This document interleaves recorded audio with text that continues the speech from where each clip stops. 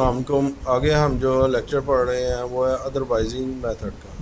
इसमें क्या हो रहा है, कहता है मीटर बायस का मतलब है मीटर पे वोल्टेज जब इस्तेमाल करें तो क्या पोजीशन बनती है, वो कुछ इस तरह बन जाएगी। दूसरे अल्फाज में न्यूमेरिकल में देख लें तो वहाँ पे ये है कि कहता है 15 वोल्ट तो वीसीसी पे दिए हुए हैं और मीटर पे भी हमने नेगेटिव वोल्ट दे दिए हैं 15, जो बेस को ग्राउंड करते हुए कितने वोल्टेज इस्तेमाल करेगा, क्या तरीके का इस्तेमाल करेगा, सारे डिस्कस करते हैं। इस सर्किट डायग्राम से ही हमें सारा कुछ मालूम हो जाएगा कि इतनी मुश्किल चीज़ नहीं है। कहता है इस पॉइंट पे क्या होगा, हमें वोल्टेज बेस पे कितनी है, इस पॉइंट पे हमारे पास वोल्टेज जो है वो मीटर पे कितनी है, इस पॉइंट पे वोल्टेज कलेक्टर पे कितनी है। अब क्या होगा, पहले हम मीटर की बात करें तो मीटर की वोल्टेज जौन सी है वो यहाँ से जा रहा है करंट, और कहाँ से पास हुआ है, रेजिस्टेंस में से पास हुआ है और इस पॉइंट पे पहुंच गया। और ये क्या बन गया हमारा, यानी वी में प्लस कर दिया जाए आर वी आर ई, तो क्या बन जाएगा, बेसिकली हमारा मीटर वोल्टेज बन जाएगा। क्योंकि मीटर वोल्टेज नेगेटिव है इस वजह से, यहाँ पे देख लो ये उसने मेंशन किया हुआ है मीटर को हम नेगेटिव वोल्टेज दे रहे हैं, पॉजिटिव साइड उसकी बेस से कनेक्ट है, हम उसको इस रुख का ही काउंट कर रहे हैं, इस वजह से ये सारी वैल्यूज़ पॉजिटिव हो जाएंगी। अब दूसरी तरफ आते हैं, बेस वोल्टेज पे है तो बेस वोल्टेज के क्या करेगी, वो यहाँ से गुजरेगी, यहाँ तक पहुँचने के बाद मीटर वोल्टेज पे आने के बाद वो क्रॉस करेगी इसको वीबीई को, ठीक है, बेस मीटर को, और यहाँ पे पहुँच जाएगी। ये क्या आ गई, हमारी बेस वोल्टेज आ गई। और जो हमने यहाँ पे मेंशन किया हुआ है वीबी जो सा है उसमें ऐड कर दिया जाए मीटर वोल्टेज और वीबी बन जाता है। और जो कलेक्टर वोल्टेज है वो कुछ इस तरह है कि जनाब साहब ऊपर से अगर सप्लाई दी गई हुई है तो वो क्या करेगा, हमेशा नियर पाथ यूज़ करेगा, और यहाँ पे आरसी में से गुजरने के बाद यहाँ पे जो वोल्टेज बचेगी यानी बीसीसी में माइनस हो जाएगा आईसीआरसी, और वो वैल्यू आ गई हमारे पास कलेक्टर वोल्टेज की। अब आते हैं, ये जो वैल्यूज़ मेंशन की हुई हैं ये बेसिकली उसने ये मेंशन किया है, कहता है कि जो मीटर वोल्टेज है वो नेगेटिव होने की वजह से साइन ये वाली भी ऐड हो जाएगी, ये भी ऐड हो जाएगा और आर भी ऐड हो जाएगा। यानी यहाँ से एक हमारे पास वी भी ऐड हो जाएगी, वी आर ई भी ऐड हो जाएगी और वी बी आर भी ऐड हो जाएगी। ये उसने सारी चीज़ें मेंशन की हुई हैं कि वी बी आर बी ये है रेजिस्टेंस ऑन बेस, बेस पे रेजिस्टेंस कितनी है, मीटर पे वोल्टेज पे कितनी रेजिस्टेंस है, और जो बेस मीटर वोल्टेज है उस पर क्या पोजीशन जा रही है।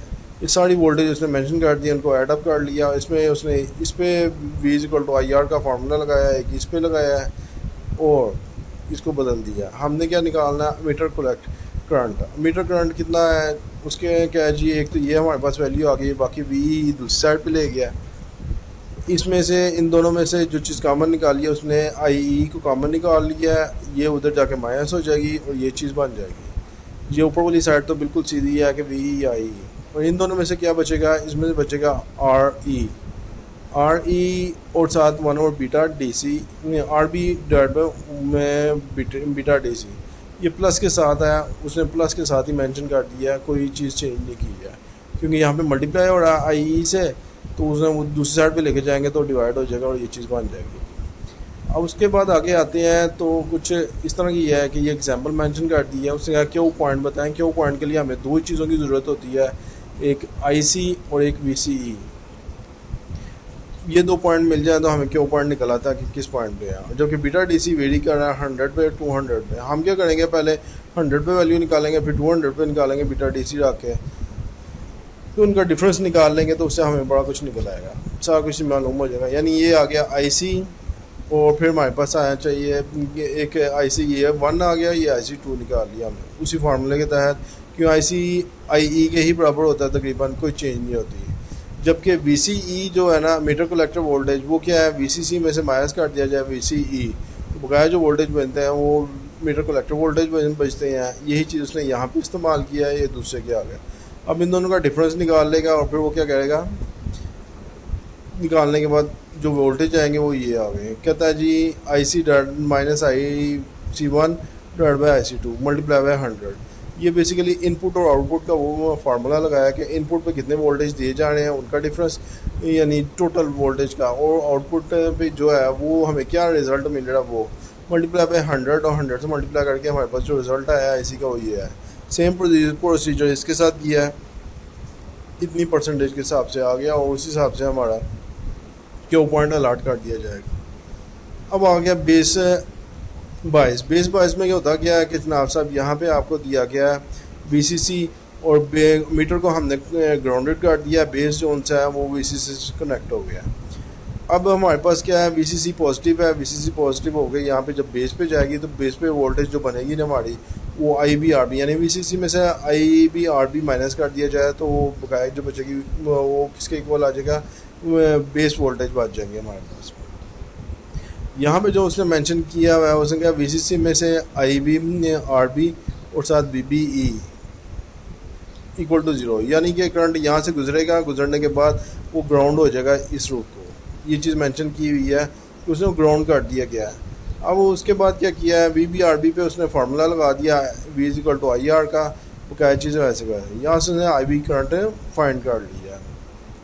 नेक्स्ट उसने क्या है जी, बी सी सी जो है वो और आई सी आर सी में माइनस होगा क्या वी सी ई, यानी वो जो दूसरा पाथ मिल रहा है ना उसको ये वाला मिल रहा है कि यहाँ से होता हुआ सीधा निकल जाए, यानी पहले तो उसमें से माइनस होगा ये और फिर बाद में माइनस होगा वोल्टेज वी सी ई, और उसके बाद फिर क्या बचेगा, जो वैल्यू होगी वो इक्वल टू 0 होगी, क्योंकि वो हमने जो लगाया वो किरचॉफ वोल्टेज रूल लगा दिया इस वजह से। उसके बाद यहाँ से हमें जो चीज़ मिली है वो वी सी ई है, बकाया चीज़ें हम एक साइड पर कर देते हैं। आई सी आर सी की जगह पे आई सी की वैल्यू पुट कर दो तो वो क्या है, वो ऊपर हम पढ़ चुके हैं V C C minus V B dot by R B, और वो क्या आ गई multiply by beta D C. ये कैसे आया, ये सारी वैल्यू किसके बराबर थी, ये आई बी के इक्वल थी, ठीक है।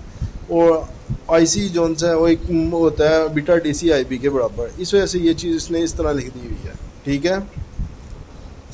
आगे देखें क्यू पॉइंट स्टेबिलिटी, अब वो उसने फिर एग्जांपल दे दी, एग्जांपल से वो कहता है क्यू पॉइंट निकालना है, फिर वही चीज़ आ गई आई सी निकालना है, वी सी निकालना है, बीटा डी सी 100 200 दे दिया, तकरीबन सारी चीज़ें एक जैसी हैं। और यहाँ पे जो रेजिस्टेंस दी है आर बी की और कलेक्टर की, उससे हमने निकालेंगे। पहले तो हमें आई सी निकालना है, वो तो हमें ऊपर पड़ता है फार्मूला बीटा डी सी 100 रख के हमने जो निकाली है वैल्यू वो आ गई है इतनी।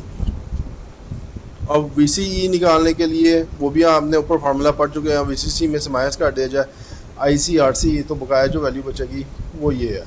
सेम प्रोसीजर इसके साथ किया, फिर वही जो निकाला है हमने परसेंटेज वैल्यू निकाली है, तो उस सूरत में जो आंसर आया वो उसने मेंशन कर दिया है कि जनाब से ये नेगेटिव आ रही है, डिक्रीजिंग हो रही है, ये 100% आ रही है, ये इंक्रीजिंग हो रही है। बाकी आगे आपको खुद ही देखना है। उसने मेंशन कर दिया है ये कि अगर हम 300 रखें तब क्या होगा बीटा डी सी, ये आप खुद ही देख लेना। बड़ा मीटर फीडबैक क्या चीज़ है ये भी मैं आपको बता देता हूँ। बेसिकली हमने जो करंट यूज़ किया हुआ है ना वो वीसीसी यूज़ किया मीटर फीडबैक बाइस में। पीछे जो हमने मीटर बाइस पढ़ा था उसमें बीई था, यानी मीटर वोल्टेज थे, यहाँ पे बीसीसी है। बाकी सारा कुछ पॉजिटिव होगा तो डेफिनेटली बीसीसी नेगेटिव होगा, बाकी सारी वैल्यूज़ वैसे की वैसे ही हैं, हर चीज़ वैसे ही होगा क्या कि जनाब साहब कि इसकी वैल्यू सिर्फ नेगेटिव में आ जाएगी। अगर हम पीछे देखें तो कुछ इसी तरीके से ही मेंशन किया हुआ है। ये जो आया ना हमारे पास ये बेस वाला मीटर वाला देखते हैं, ये इसमें जो हमने ये निकाली थी ना वैल्यू के बीई यूज़ किया था, हम यहाँ पे क्या यूज़ करेंगे बीसीसी। ये जो मीटर की वोल्टेज है उसकी जगह हम बीसीसी की वोल्टेज यूज़ करेंगे और मीटर फीडबैक बाइसिंग में कन्वर्ट हो जाएगा, और कुछ भी नहीं है। ये उसमें यही चीज़ उसने मेंशन की है और इससे हमने मीटर करंट निकाल लिया, और ये चीज़ उसने न्यूमेरिकल में ही पूछी है। सेम न्यूमेरिकल है, बीटा डी सी 100 दिया हो तब वो क्या वैल्यू देगी, 200 दिया हो तब क्या वैल्यू देगी, और फिर जो है उसकी फीड प्राइसिंग क्या है, समझ आई है। अब कलेक्टर जो फीडबैक बाइज है उसमें क्या है, जो कलेक्टर बीसी करंट वोल्टेज था उससे हमने क्या लिया, कनेक्शन कर दिया किसका, आरबी का और बेस का, यानी इससे हमने वोल्टेज उठाई है, वायर उठाई है, कनेक्ट कर दिया बेस के साथ आरबी के होते हुए। पीछे एक चीज़ और याद रखिएगा कि जब यहाँ से बायस करेंगे तो आरबी की वैल्यू डेफिनेटली हाई रखी जाती है ताकि जो आई बी करंट है वो कम से कम गुजर सके यहाँ से, और ज़्यादा से ज़्यादा जो आई सी मैक्सिमम आई ई के बराबर हो जाए। अब यहाँ पे पढ़ी जाती है तो यहाँ पे भी वही पोजीशन है। ये सारी चीज़ें आप पढ़ चुके हो कि आईसी बहुत ज़्यादा होती है एज़ कम्पेयर टू आईबी के। इस वजह से क्या होगा, अगर मैं इसको ज़ीरो कर देता हूँ तो क्या बनेगा, सॉरी ज़ीरो तो नहीं होगा, अलबत्ता ये काम ज़रूर हो जाएगा कि जो आईबी है वो आरसी में से भी गुजरेगा, यानी आरबी और आरसी एक सीरीज़ में आ जाएंगे, जिसकी वजह से वोल्टेज में चेंजिंग आ जाएगी और बहुत सी चीज़ें मुख्तलिफ हो जाएंगी। यहाँ पे जो उसने मेंशन किया हुआ है कि आई बी आर बी वो किसके बराबर होगा, बी सी सी और बी बी, क्योंकि यहाँ से होता हुआ करंट आएगा ऐसे और नीचे चला जाएगा। ठीक है, ये चीज़ उसने यहाँ पे एक्सप्लेन की हुई है।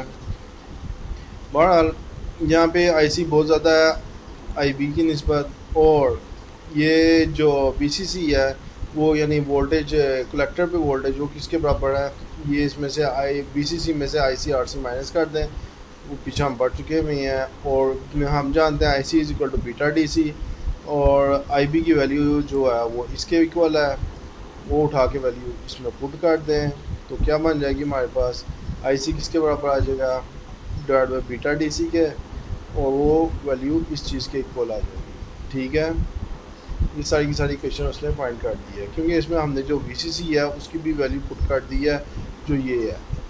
ठीक है, ये दोनों वैल्यूज़ हमने इसमें पुट कर दी हैं, ये वाली वैल्यूज़ भी पुट कर दी है बी सी सी में, और ये जो आई बी की टोटल वैल्यू बनी है ये पुट करने के बाद वो यहाँ पे लिख दिया। ठीक है, ये चीज़ मेंशन कर दिया हमने यहाँ पे, और ये कह दिया इसके बराबर है। अब उसको एक रीअरेंज करके हमने आईसी की वैल्यू निकाली है जो ये बराबर आ रही है इस चीज़ के। ठीक है, अब जो कलेक्टर मीटर वोल्टेज है वो भी आपको पता है कि वीसीसी में से आईसी आरसी माइनस कर दिया जाए, कलेक्टर मीटर वोल्टेज बन जाएंगे। बाकी ये क्यू पॉइंट स्टेबिलिटी आप खुद ही कर लेना, न्यूमेरिकल भी आप खुद कर लेना, मैं यहीं तक करवाऊँगा और उम्मीद है, मेरा ख्याल है कि वो ख़त्म हो जाएगा। ये उसने एक कह लो ट्रबल शूटिंग है वोल्टेज डिवाइडेड बायस की, कि उसको किस तरह डिवाइड किया गया है, और ये उसने प्रैक्टिकल परफॉर्म करके दिखाया हुआ है कि जनाब साहब इतने वोल्ट यहाँ पे हो, यहाँ पे ये वोल्ट हो, बीटा डी सी ये हो, ई सी सी ये दिया हो, तो तब क्या पोजीशन होगी और कौन कौन सी वोल्टेज कहाँ कहाँ डिवाइड हो रही है, ये चीज़ उसने एक्सप्लेन की हुई है इस तरह ही कि आर वन कितना होना चाहिए, मीटर रेजिस्टेंस कितनी होनी चाहिए, ये सारी चीज़ें एक्सप्लेन की हुई है इसी ट्रबल शूटिंग में, और ये सारा एक्सप्लेन करके उसने बताया हुआ है। सब कुछ वैसे ही है, ये आप एक दफ़ा रीड कर लो तो पीछे से आपको पक्का हो गया, आप ऑटोमेटिकली आपको समझ में आ जाएगा। इस तरह हमारा ये वाला चैप्टर की एंड हो गया, इसमें कोई ख़ास चीज़ तो नहीं है जो आपको एक्सप्लेन करूँ, बाकी ये सारी की सारी मैक्सिमम चीज़ें उसने एक्सप्लेन कर दी। शुक्रिया।